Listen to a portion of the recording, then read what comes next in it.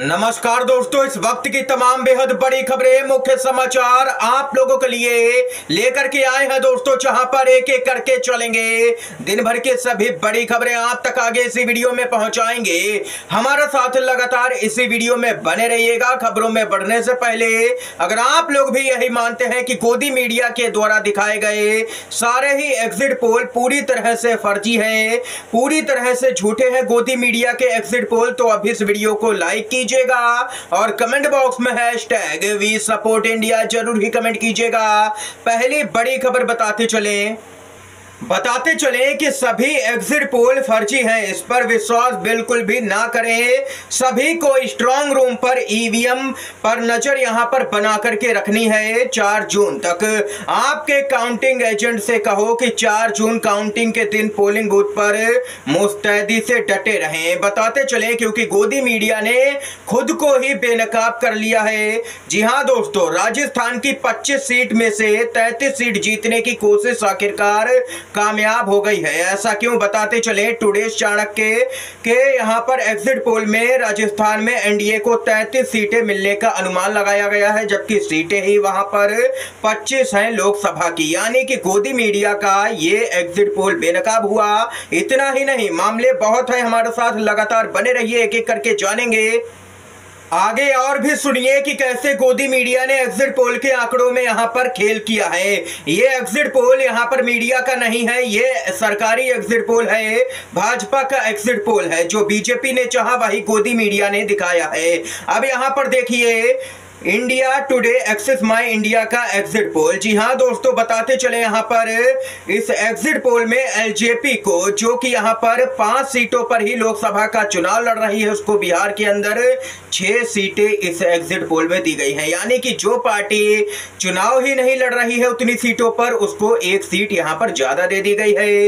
इतना ही नहीं, अभी तो और रुकिए, आप भी आगे भी सुनिए। यहां पर जी न्यूज के एग्जिट पोल में तो कमाल ही हो गया है। जी हां दोस्तों, हरियाणा में 10 लोकसभा की सीटें हैं, लेकिन गोदी मीडिया का देखिए कि कैसे भी करके यहां पर इनको अपनी आका की सीटें 400 पार करानी है, तो इन्होंने वहां पर भी सीटें बढ़ा दी है। एनडीए को हरियाणा में 16 से 19 सीटें दिखाई गई हैं, इंडिया गठबंधन को 2 से 4 सीटें दिखाई गई हैं और अन्य के खाते में 0 सीटें। यानी कि कुल मिलाकर के देख सकते हैं कि हरियाणा में 10 ही सीटें हैं लोकसभा की, जबकि बीजेपी के खाते में ही यहां पर 16 से 19 सीटें दिखा दी गई हैं एग्जिट पोल में। और एनडीए का आंकड़ा 401 यहां पर दिखाया गया है जी न्यूज के एग्जिट पोल में। और सुनिए, यहां पर जी न्यूज के ही एग्जिट पोल में हिमाचल प्रदेश के अंदर भी खेल हुआ है। जी हां दोस्तों, यहां पर गौर करने वाली बात है कि हिमाचल में 4 लोकसभा की सीटें हैं, जहां पर बीजेपी की हालत यहां पर 2 सीटों पर बहुत ही खराब है। लेकिन हिमाचल में जी न्यूज ने अपने एग्जिट पोल में एनडीए को 6 से 8 सीटें दे दी हैं, इंडिया गठबंधन को 0 और अन्य को भी 0। यानी कि जहां पर सीटें ही 4 है, वहां पर गोदी मीडिया वाले एनडीए को 8 सीटें दे रहे हैं। यानी कि हर राज्य में सीटें डबल कर दी गई है। कैसे भी करके आंकड़ा 400 पार जो गोदी मीडिया को करना है। और इतना ही नहीं, अभी तो और भी देखिए आगे आगे कैसे गोदी मीडिया ने खेल किया है। जी हां दोस्तों, एक्सिस माई इंडिया का एग्जिट पोल है, जिसमें तमिलनाडु की 39 सीटों पर यहां पर एग्जिट पोल जारी किया गया है। लेकिन यह आप लोगों को बता दें, सरकारी एग्जिट पोल है, भरोसे के लायक बिल्कुल भी नहीं है कोई भी गोदी मीडिया का एग्जिट पोल। यहां पर कांग्रेस पार्टी तमिलनाडु के अंदर चुनाव ही 9 सीटों पर लड़ रही है, जबकि एक्सिस माई इंडिया ने कांग्रेस को 13 से 15 सीटें दे दी हैं। यानी कि जो पार्टी चुनाव ही कम सीटों पर लड़ रही है, उसको यहां पर 15 सीटें दे दी गई हैं। यानी कि आप लोग समझ सकते हैं कि आंकड़ों पर पूरी तरह से यहां पर खेल किया गया है। आंकड़ों की थोड़ी सी भी जानकारी या थोड़ी सी भी सूझबूझ के साथ में काम नहीं किया गया है गोदी मीडिया की तरफ से। शायद एक बार पहले देखा भी नहीं गया है कि क्या आंकड़ा ये लोग सेट कर रहे हैं, जो आया वही दिखा दिया गया है टीवी चैनल पर। ये तो रही दोस्तों पूरी एग्जिट पोल की पोल यहां पर खोल चुकी है। देख सकते हैं कि किस तरीके से 400 पार यहां पर कराई गई है एनडीए को, और सीधे तौर पर यह बड़े खेल की तरफ इशारा करता है। अब यहाँ पर आप लोग ये भी सोचते होंगे कि आखिर गोदी मीडिया एग्जिट पोल बीजेपी के पक्ष में क्यों दिखा रहा है।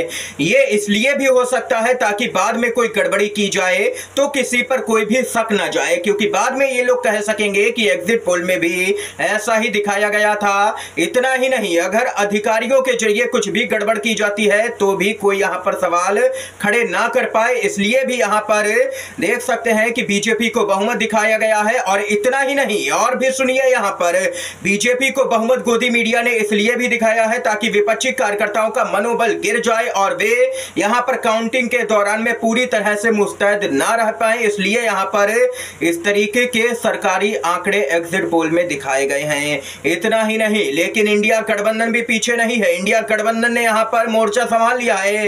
इंडिया गठबंधन के नेता आज चुनाव आयोग से मिलेंगे। बैलेट वोटों की गिनती पहले करने को लेकर के यहाँ पर मुलाकात होगी। जी हाँ दोस्तों, खबर आ रही है कि इस बार चुनाव आयोग बैलेट पेपर की गिनती बाद में करवा सकता है। इसी को लेकर के इंडिया गठबंधन सतर्क हो गया है और मान रहा है कि ईवीएम के जब यहां पर वोटों की गिनती हो जाएगी तो कुछ यहां पर वोटों की हेरफेर बाद में की जा सकती है बैलेट पेपर के जरिए, इसलिए बैलेट पेपर की वोटों की गिनती पहले होनी चाहिए। ये यहां पर दोस्तों इंडिया गठबंधन मांग करेगा। इतना ही नहीं, बताते चले पीएम मोदी को राष्ट्रपति देंगी विदाई। 5 जून को बुलाया गया है राष्ट्रपति भवन। इंडिया गठबंधन ने सरकार बनाने की तैयारी शुरू कर दी है और इस बीच एक बड़ी खबर सामने निकल के आ रही है। सूत्रों के अनुसार खबर आ रही है कि राष्ट्रपति भवन में पीएम मोदी और उनकी पूरी कैबिनेट में विदाई देने की तैयारी शुरू हो गई है। राष्ट्रपति द्रौपदी मुर्मू ने पीएम मोदी और उनकी कैबिनेट के लिए विदाई भोज की व्यवस्था की है। 5 जून को ये विदाई भोज यहां पर दिया जाएगा। इतना ही नहीं दोस्तों, आप लोगों को अगली बड़ी खबर बताते चले। गोदी मीडिया का एग्जिट पोल यहां पर देखिए कि कैसे यहां पर ओवैसी को ही चुनाव हारता हुआ दिखाया जा रहा है। जी हां दोस्तों, चाणक्य के एग्जिट पोल में असदुद्दीन ओवैसी हैदराबाद में माधवी लता से हार रहे हैं और माधवी लता चुनाव जीत रही हैं। अब आप लोग समझ ही सकते हैं कि ये किस तरीके का एग्जिट पोल बनाया गया है। इसकी कोई भी जमीनी सच्चाई है ही नहीं। दोस्तों आप लोग कमेंट बॉक्स में जरूर ही बताइएगा कि आप लोग ये वीडियो किस राज्य से देख रहे हैं और ये भी बताइएगा कि कोई सरकारी एजेंसी या कोई भी यहाँ पर गोदी मीडिया की एजेंसी की आपके पास में सर्वे करने के लिए आई थी जो ये एग्जिट पोल के आंकड़े जारी किए गए हैं। इसके साथ ही एग्जिट पोल और 4 जून को आने वाले वास्तविक परिणाम में यहाँ पर जमीन आसमान का फर्क होगा। यह एग्जिट पोल सिर्फ मनोवैज्ञानिक दबाव बनाने का एक तरीका है। मैं पूरे विश्वास के साथ कह रहा हूं कि इंडिया गठबंधन को कम से कम 295 सीटें मिलने जा रही हैं, ये कहना है जयराम रमेश का। और वहीं अगर आज तक एक्सिस एग्जिट पोल का वोट शेयर ही देखें तो एनडीए को 47% और पूरे विपक्ष को 53% यहाँ पर वोट मिला है। यानी अभी भी देश के 53% वोटर ने मोदी को सत्ता से बाहर करने के लिए वोट किया है। और वहीं अजय माकन ने बेहद ही चौंकाने वाला खुलासा किया है। हाल ही में यहां पर कांग्रेस पार्टी ने अमित शाह पर आरोप लगाया कि उन्होंने 150 से भी ज्यादा डीएम को फोन करके उन पर दबाव बनाया है कि काउंटिंग के दौरान में कुछ खेल किया जाए। और अब कांग्रेस के नेता अजय माकन का कहना है कि एआरओ टेबल पर उम्मीदवार के मतगणना एजेंटों को पहली बार अनुमति नहीं दी जा रही है। मैं पहले भी 9 लोकसभा और विधानसभा चुनाव लड़ चुका हूं और यह पहली बार हो रहा है। अगर यह सच है तो यह कथित ईवीएम धांधली से भी बड़ा मामला है।